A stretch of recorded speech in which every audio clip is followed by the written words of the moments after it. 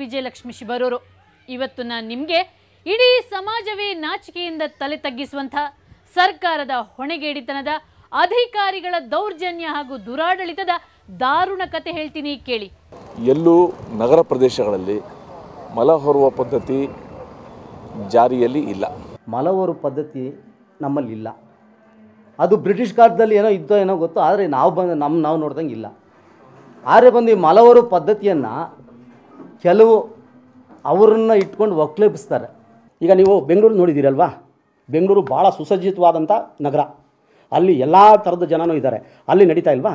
Manhole block ಆದರೆ ಏನು ಮಾಡ್ತಾರೆ ನೋಡಿದ್ದೀರಾ ತಾವು? ಮ್ಯಾನ್ಹೋಲ್ನ ತೆಗಿತಾರೆ, ಅದರೊಳಗಡೆ ಎಳಿತಾನೆ ಒಬ್ಬ, ನೋಡಿದ್ರಾ? ಅವನ ತಲೆ ಮೇಲೆ ಇಲ್ಲಿ ಎಲ್ಲ ಇರ್ತದೆ. ಅದ ಮಲ ಹೊರೋದು ಇದಾ?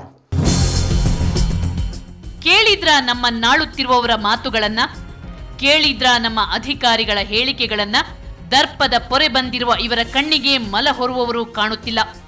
ಸರ್ಕಾರಿ ದಾಖಲೆಗಳ ಪ್ರಕಾರ ಇಡೀ ಕರುನಾಡಲ್ಲೇ ಮಲ ಹೊರುವವರು ಇಲ್ಲ.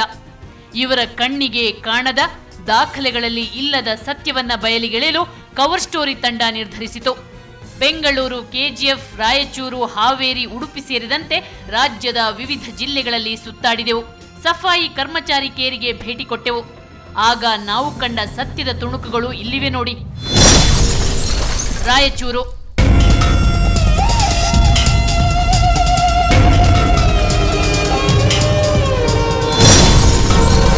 ಹಾಸನ ಜಿಲ್ಲೆಯ ಸಕಲೇಶಪುರ.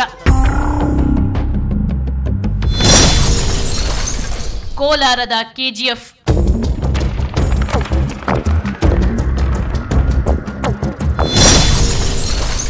ಮಂಡ್ಯ ಜಿಲ್ಲೆ.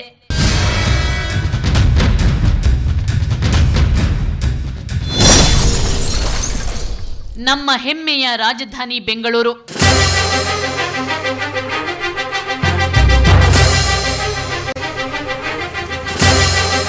ಇವು ನಮ್ಮ ಸಹೋದರರು ಮಲದ ಗುಂಡಿಯಲ್ಲಿ ಮುಳುಗೇಳುತ್ತಿರುವ ಕರುಣಾಜನಕ ದೃಶ್ಯಗಳು.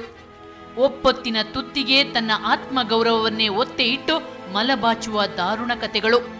ಇನ್ನೂ ನಂಬಿಕೆ ಬಂದಿಲ್ಲ ಅಂದ್ರೆ ಇವರ ಮಾತುಗಳನ್ನೇ ಕೇಳಿ. ನಮ್ಮ ಮನೆಗೆ ಬಂದು ನೋಡಿದ್ರು ಆ ಕೆಲಸ ಇಲ್ಲ, ಈ KGF ಅಲ್ಲಿ ಆ ಕೆಲಸನೇ ಇಲ್ಲ ಅಂತಲೇ ಹೇಳಿದರು. ಆದರೆ ಈ ಕೆಲಸ ಮಾಡಿಲ್ಲ ಅಂದರೆ ಈ ಮಕ್ಳು ಹೇಗೆ ಸತ್ರು? ಊಟಕ್ಕೆ ಹಣ ಇಲ್ಲ ಅಂದರೆ ಈಗ ಈ ಕೆಲಸ ಮಾಡಬೇಕಾಗುತ್ತೆ. ಆಫೀಸರವ್ರೆ, ನಮ್ಮ ಆಫೀಸವ್ರೆ ನಮಗೆ ಹೊಡಕತ್ತಾರ. ಇಷ್ಟು ಕೆಲಸ ಮಾಡ್ಕೊಂಡು ನೋಡಿ ಸರ್, ಇದೆಲ್ಲ ಹೊಲ್ಸು. ಮಲ ಹೊರುವ ಪದ್ಧತಿ ರಾಜ್ಯದಲ್ಲಿ ಇಲ್ಲ ಅಂತ ಮಂತ್ರಿಗಳು ಎದೆತಟ್ಟಿ ಹೇಳ್ತಾರೆ. ಆದ್ರೆ ಅವರಿಗೇನು ಗೊತ್ತು, ಮಲ ಹೊರುವ ಪದ್ಧತಿಯ ಸ್ವರೂಪ ಬದಲಾಗಿದೆ ಅಂತ. ಹಿಂದೆ ತಲೆಯಲ್ಲಿ ಮಲ ಹೊರುತ್ತಿದ್ರು, ಈಗ ಮಲ ತುಂಬಿರುವ ಗುಂಡಿಯೊಳಗೆ ಮುಳುಗಿ ಅದನ್ನ ಸ್ವಚ್ಛಗೊಳಿಸ್ತಾರೆ. ಇದು ಅದಕ್ಕಿಂತ ಭಯಾನಕ, ಅಪಾಯಕಾರಿ. ನಿಮ್ ಕೂತ್ಕೊಂಡು ಬರಿತಾ ಇದ್ದೀರಿ, ಅಲ್ಲಿ ಬಂದು ಎಲ್ಲಿ ಕೆಲಸ ಇಲ್ಲ ಅಂತ ನಿಮ್ ಕೂತ್ಕೊಂಡು ಎಷ್ಟೋ ಹೇಳ್ತೀರಿ. ನಾವು ಮಾಡೋರಿಗೆ ತಾನೇ ಗೊತ್ತು, ಸುಮ್ಮನೆ ಕೂತ್ಕೊಂಡು ಬರೆಯೋರ್ಗೆ ಗೊತ್ತಾ? 1993ರಲ್ಲಿ ನಮ್ಮ ದೇಶದಲ್ಲಿ ಮಲ ಹೊರುವುದು, ಒಣಮಲ ಗುಂಡಿಗಳನ್ನು ನಿರ್ಮಿಸುವುದನ್ನು ಸಂಪೂರ್ಣವಾಗಿ ನಿಷೇಧಿಸಲಾಗಿದೆ. ಮನುಕುಲಕ್ಕೆ ಅವಮಾನ ಮಾಡುವ, ಮಲ ಎತ್ತುವ ಕೆಲಸ ಮಾಡಿಸುವುದು ಅಪರಾಧ. ಒಂದು ವೇಳೆ ಇದು ಇನ್ನೂ ಜೀವಂತವಾಗಿದ್ದರೆ ಅದಕ್ಕೆ ರಾಜ್ಯ ಸರ್ಕಾರ, ಜಿಲ್ಲಾಡಳಿತ ಹಾಗೂ ಸ್ಥಳೀಯ ಆಡಳಿತ ಸಂಸ್ಥೆಗಳೇ ಹೊಣೆ. ಇದಕ್ಕೆ ಅವಕಾಶ ಮಾಡಿಕೊಡೋ ಅಧಿಕಾರಿಗಳು ಕಂಬಿ ಎಣಿಸಬೇಕಾಗುತ್ತೆ. ಸರ್ಕಾರಕ್ಕೆ, ಅಧಿಕಾರಿಗೆ ಗೊತ್ತಿದ್ದು ಆಗೋದು, ಅಥವಾ ಅದು ಆಗ್ತಾ ಇದ್ರೂ ಕೂಡ ಏನು ಕ್ರಮ ತಗೊಳ್ಳದೇ ಇರೋದು ನಮ್ಮ ಗಮನಕ್ಕೆ ಬಂದರೆ ನಾವು ಕೂಡಲೇ ಆ ವ್ಯಕ್ತಿನ ಗುರುತಿಸಿ ನಾವು ಏನು ಕಾನೂನು ಪ್ರಕಾರ ಸರ್ಕಾರದ ಒಂದು ನಮ್ಮ ವ್ಯವಸ್ಥೆ ಇದೆ ಆ ಪ್ರಕಾರ ಅತ್ಯಂತ ಕಠಿಣ ಕ್ರಮ ನಾವು ತಗೊಳ್ಬೋದು. ನಾವು ತಗೊಳ್ತೀವಿ. ಇದು ರಾಜ್ಯದ ಎಲ್ಲ ಜಿಲ್ಲೆಗಳ ಎಲ್ಲ ಸ್ಥಳೀಯ ಸಂಸ್ಥೆಗಳಿಗೆ ನಾನು ಕೊಡ್ತಾ ಇರೋ ಒಂದು ಸೂಚನೆ. ದುರಂತ ಅಂದ್ರೆ ಕಾನೂನಿನ ಕಪಿಮುಷ್ಟಿಯಿಂದ ತಪ್ಪಿಸಿಕೊಳ್ಳಲು ಸಂಬಂಧಪಟ್ಟ ಸಚಿವರು ಹಾಗೂ ಅಧಿಕಾರಿಗಳು ಮಲ ಹೊರುವವರೇ ಇಲ್ಲ ಅಂತ ವಾದಿಸುತ್ತಲೇ ಬರುತ್ತಿದ್ದಾರೆ. ರಾತ್ರಿಯಾಗುತ್ತಿದ್ದಂತೆ ತಮ್ಮ ಹಿತ್ತಲಿನ ಕಕ್ಕಸ ಗುಂಡಿಯನ್ನು ಇದೇ ಕಾರ್ಮಿಕರಿಂದ ಸ್ವಚ್ಛ ಮಾಡಿಸ್ತಾರೆ.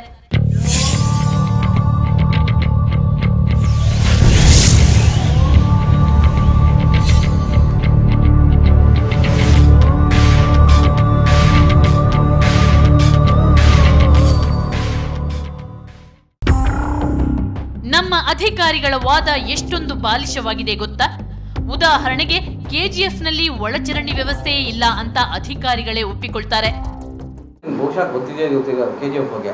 ನೀವು ಕರ್ನಾಟಕ ರಾಜ್ಯದಲ್ಲಿ ಯಾವ ಮುನ್ಸಿಪಾಲ್ಟಿಗನ್ನ ಹೋಗಿ ಅಲ್ಲಿ ಒಳಚರಂಡಿ ವ್ಯವಸ್ಥೆ ಇದೆ. ಈ KGF ನಗರದಲ್ಲಿ ಒಳಚರಂಡಿ ವ್ಯವಸ್ಥೆ ಇಲ್ಲ. ಯಾಕೆಂದ್ರೆ ಸರ್ಕಾರಕ್ಕೆ ಬಿಟ್ಟಿದೆ. ಹಾಗಾದ್ರೆ KGFನಲ್ಲಿರುವ ಮಲದ ಗುಂಡಿಗಳು ಹೇಗೆ ಸ್ವಚ್ಛವಾಗುತ್ತಿವೆ? ಇದೇ ಸಫಾಯಿ ಕರ್ಮಚಾರಿಗಳು ಪಿಟ್ ಗುಂಡಿಗಳನ್ನ ಕಾಲಕಾಲಕ್ಕೆ ಕ್ಲೀನ್ ಮಾಡುತ್ತಿರುವುದರಿಂದ ತಾನೇ KGFನಲ್ಲಿ ನಾವು ನೀವು ಮೂಗು ಬಿಟ್ಟು ಓಡಾಡಕ್ಕೆ ಸಾಧ್ಯ ಆಗಿರೋದು. ಇನ್ನು ಅನೇಕ ನಗರಸಭೆಗಳಲ್ಲಿ ಮಲದ ಗುಂಡಿ ಸ್ವಚ್ಛ ಮಾಡೋ ಯಂತ್ರಗಳೇ ಇಲ್ಲ.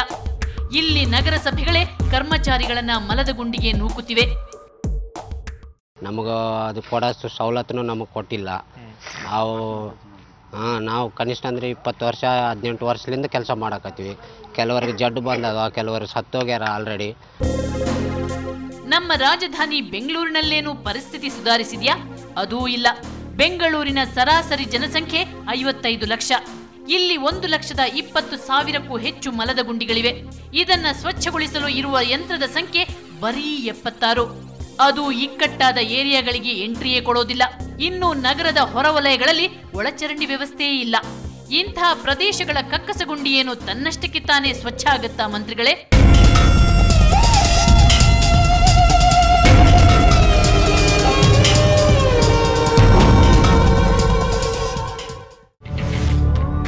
ನಮ್ಮ ಕ್ಯಾಮ್ರಾ ಕಣ್ಣಿಗೆ ಸಿಕ್ಕ ದೃಶ್ಯವೊಂದನ್ನ ತೋರಿಸ್ತೀನಿ ಬನ್ನಿ. ಇದು ವಿಧಾನಸೌಧದ ಎದುರು ಉಚ್ಚ ನ್ಯಾಯಾಲಯ ಹಾಗೂ ಪ್ರೆಸ್ ಕ್ಲಬ್ ಪಕ್ಕದಲ್ಲೇ ಇರುವ ಮಲದ ಚರಂಡಿ ಗುಂಡಿ. ಇದ್ರೊಳಗೆ ಕಾರ್ಮಿಕರು ಬರೀ ಕಾಲಲ್ಲಿ ಇಳಿದು ಮಲ ಎತ್ತುತ್ತಿದ್ದಾರೆ. ಆದ್ರೆ ಇದು ಯಾವುದು ನಮ್ಮ ಮಂತ್ರಿಗಳಿಗೆ, ಅಧಿಕಾರಿಗಳಿಗೆ, ಕಾನೂನು ಪಾಲಕರ ಕಣ್ಣಿಗೆ ಕಾಣಿಸಲ್ಲ. ಸಿಲಿಕಾನ್ ಸಿಟಿಯಲ್ಲಿ ಇಂತಹ ಗತಿಯಾದ್ರೆ ಇನ್ನು ಉಳಿದ ಜಿಲ್ಲೆಗಳ ಗತಿಯೇನು ಅಂತ ನೀವೇ ಯೋಚಿಸಿ.